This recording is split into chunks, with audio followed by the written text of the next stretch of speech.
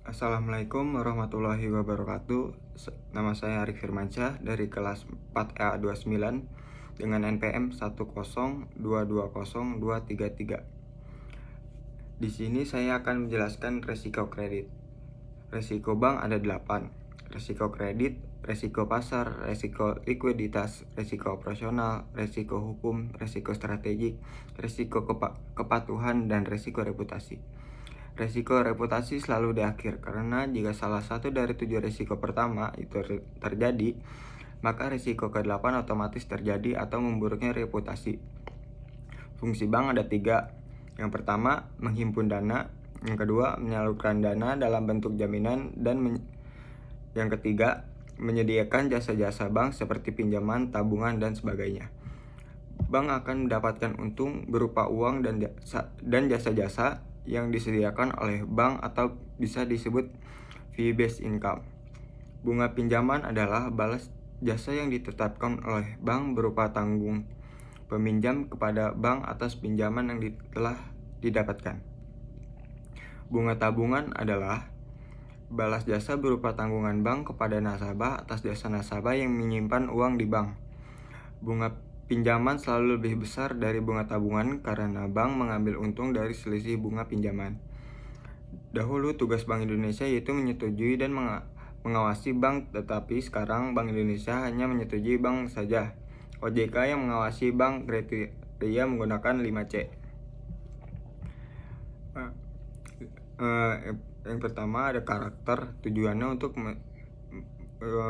menilai sifat atau watak calon nasabah apakah benar-benar dipercaya atau tidak.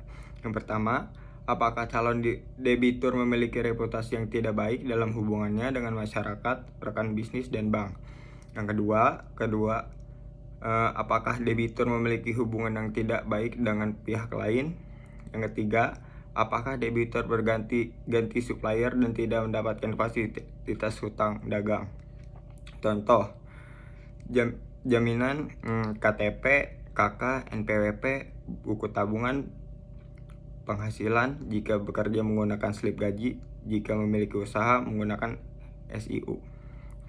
Dokumen tidak menggambarkan karakter calon nasabah karena biasanya karakter itu muncul setelah kreditnya cair, tetapi memperlihatkan kemampuannya. Selanjutnya ada capacity. Pada prinsipnya, ini merujuk kepada kedewasaan diri dari calon nasabah.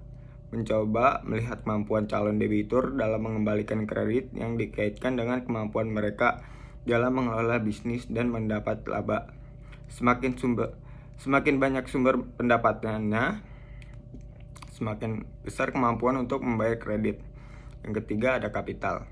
Prinsip ini, bank akan melihat kecukupan modal yang memiliki calon debitur dalam menjalankan usahanya. Biasanya bank tidak membiayai 100% suatu usaha, melainkan hanya memberikan sebesar 8% dari jaminan, sehingga calon debitur harus menyediakan dana dari sumber lain atau dari modal sendiri.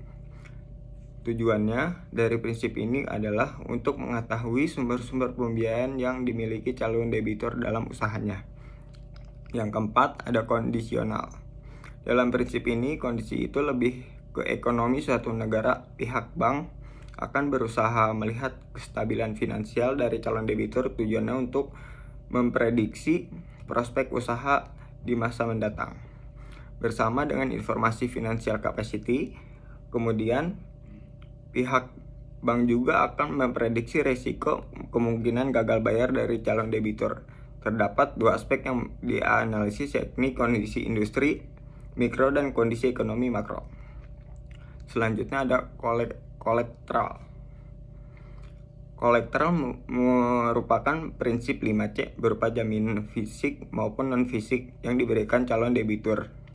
Jaminan yang diberikan hendak melebihi jumlah kredit dan akan terlebih dahulu diteliti keabsahannya oleh pihak bank. Jaminan ini berfungsi sebagai pelindung dari risiko keuangan. Analisis prinsip kolateral ini bermaksud untuk mengikat keseriusan debitur menjalankan usaha dan membayar kewajiban kredit. Selain itu, juga sebagai jalan keluar jika debitur prestasi. Kolektibilitas bank ada 5. Yang pertama lancar, yang kedua dalam perhatian khusus, dan yang ketiga kurang lancar, dan keempat diragukan, dan yang kelima macet. Kolektibilitas kedua dan ketiga yang kadang disetujui oleh bank karena untuk membayar juga tabungan sebesar 3%. Sekian penjelasan dari saya, kurang lebihnya mohon maaf. Assalamualaikum warahmatullahi wabarakatuh.